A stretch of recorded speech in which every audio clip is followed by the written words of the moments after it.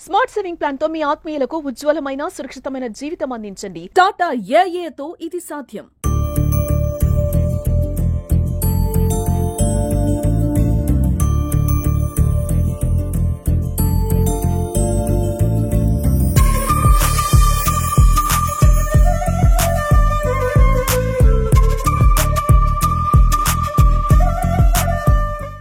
నమస్తే, welcome to Suman TV.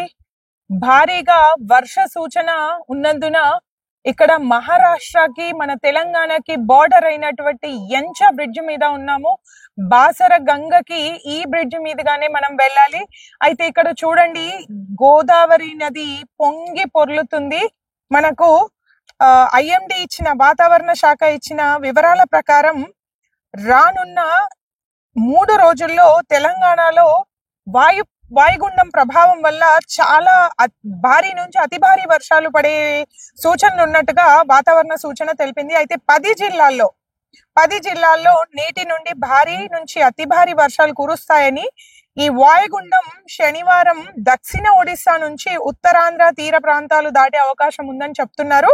అయితే ఏంటా 10 జిల్లాలు అనంటే, మనకి నిజామాబాద్ కావచ్చు, మహబూబాబాద్, వరంగల్, హన్మకొండ, జనగాం, సిద్దిపేట్, యాదాద్రి, మెదక్, కామారెడ్డి, మహబూబ్ నగర్, నాగర్ కర్నూల్, నారాయణపేట, గద్వాల, వనపర్తి ఈ జిల్లాల్లో శనివారం నుంచి భారీ నుంచి అతి భారీ వర్షాలు కురుస్తాయని ఆరెంజ్ అలర్ట్ కూడా ఇచ్చింది. మిగతా చోట్ల భారీ వానలు పడే అవకాశం ఉందని తెలిపింది.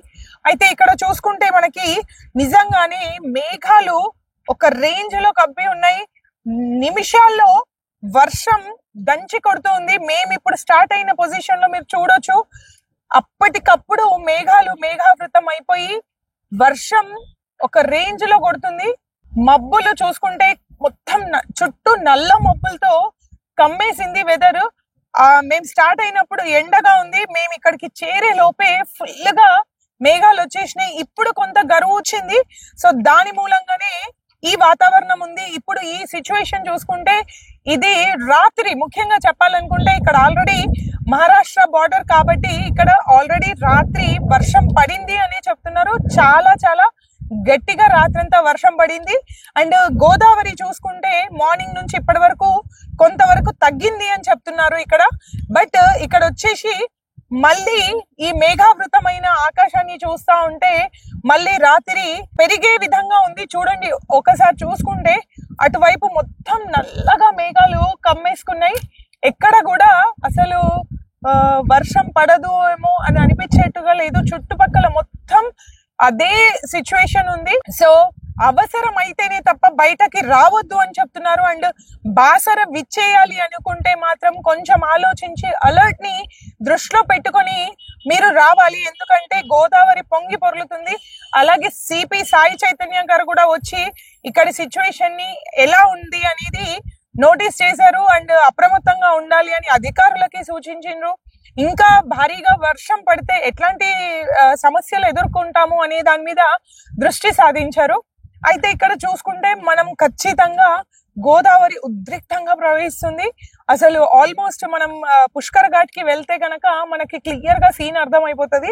మనకి 2-3 మెట్లు కూడా లేవు దిగాలి అంటే. జస్ట్ ఒక 2 మెట్లు 3 మెట్లు దిగినామంటే వాటర్ అక్కడి వరకు వచ్చేసినాయి.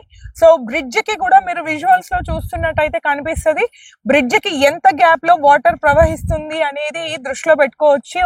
మనం ఇక్కడ చూస్తే హైదరాబాద్ నుంచి కానీ చుట్టుపక్కల ప్రాంతాల వాళ్ళు కానీ నవరాత్రుల కోసం స్పెషల్ గా అమ్మవారిని దర్శించుకోవడానికి వస్తారు.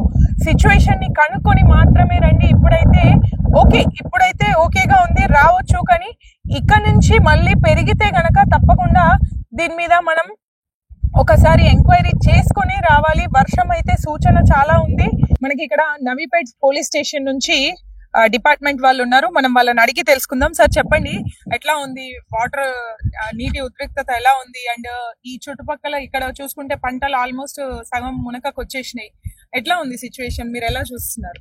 సార్ మేడం, ఇప్పుడు ఏంటంటే ఈ భారీ వర్షాల కారణంగా పైనుంచి వరద నిజాంసాగర్ ప్రాజెక్ట్ నుండి అన్ని గేట్లు లేపేందని చెప్పేసి మాకు ఇప్పుడు ఇంటిమేషన్ రావడం జరిగింది.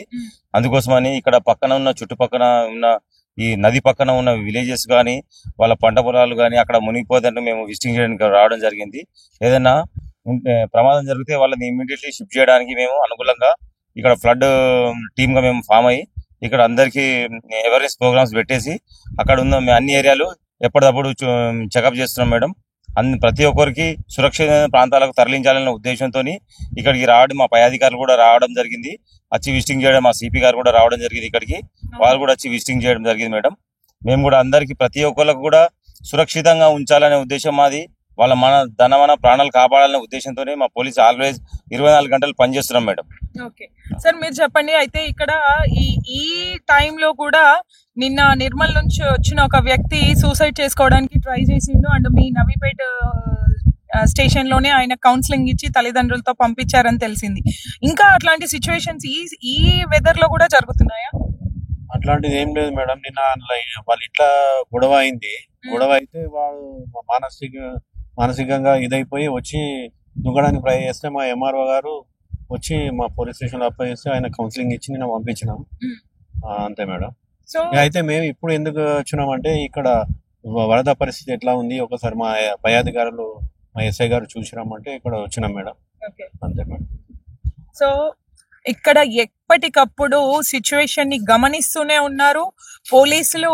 ఎప్పటికప్పుడు ఎలాంటి సిచ్యువేషన్స్ ఉన్నాయి, ఏంటి తక్షణ చర్యగా ఎలాంటి చర్యలు తీసుకోవాలి, ఎలాంటి రక్షణ వీళ్ళకి అవసరము ఇక్కడి ప్రజలకి అనేది దృష్టిలో పెట్టుకొని వాళ్ళ డ్యూటీని నిర్వర్తిస్తూ ఉన్నారు. సో వాళ్ళకి మనం సహకరించాలి. అండ్ అదే విధంగా అవసరం ఉంటేనే తప్ప, నేను మళ్ళీ మెన్షన్ చేస్తుంది ఏంటి అంటే పండగ సమయం. సో పండగ సమయంలో అందరూ చాలా సంతోషంగా ఫ్యామిలీస్ తో ఉండాలి అని వాళ్ళు కోరుకుంటున్నారు. అదే విధంగా మనము దాన్ని దృష్టిలో పెట్టుకొని వెదర్ ని కండిషన్ ని ఆలోచించి కొంచెం పోస్ట్ పోన్ చేసుకొనైనా పనుల్ని చేసుకోవచ్చు, కానీ హడావిడిగా బయలుదేరి ఇబ్బందులు పడకండి.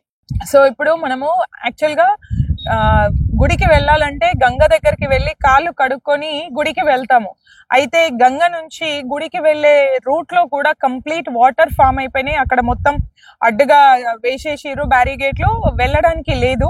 సో మళ్ళీ ఇక్కడ నుంచి వచ్చి గంగ పక్క నుంచి వచ్చి కొత్తగా వచ్చిన ఘాట్ల పక్క నుంచి వెళ్లాల్సి వస్తుంది గుడికి వెళ్ళాలి అంటే. అయితే అందుకని అవసరం అయితే తప్ప మీరు వచ్చి ఇబ్బందులు పడొద్దు. ఎందుకంటే ఇప్పుడు మాత్రం ఫ్రీగానే ఉంది. వెదర్ ని బట్టి చూస్తే ఇంకా వాతావరణ శాఖ చెప్పిన దాని ప్రకారం మిగతా రానున్న గంటల్లో ఇంకా వర్షం పెరిగే సూచన ఉంది. ఆల్రెడీ రాత్రి పడింది ఫుల్ గా వర్షం మహారాష్ట్రలో. సో మనకి మహారాష్ట్ర ప్రాజెక్ట్స్ చూసుకుంటే లెండి కావచ్చు, మేడిగడ్డ ప్రాజెక్ట్స్ కావచ్చు, ఈ మహారాష్ట్ర బార్డర్ కి మనకి కనెక్షన్ ఉన్న అన్ని ప్రాజెక్టులు, ప్రాణహిత చేవెళ్ళ కావచ్చు, మేడిగడ్డ కావచ్చు, లెండి కావచ్చు, ఈ ప్రాజెక్ట్స్ అన్ని ఫుల్ గా ఉన్నాయి. అక్కడి నుంచి వరద కూడా బాగానే వస్తుంది. సో ఈ ఫ్లో ఇంకా పెరిగే అవకాశం ఉంది అనేసి పోలీసులు కూడా తగిన చర్యలు తీసుకోవాలి అని ఎప్పటికప్పుడు ఎక్కడికక్కడ అప్రమత్తంగా ఉన్నారు.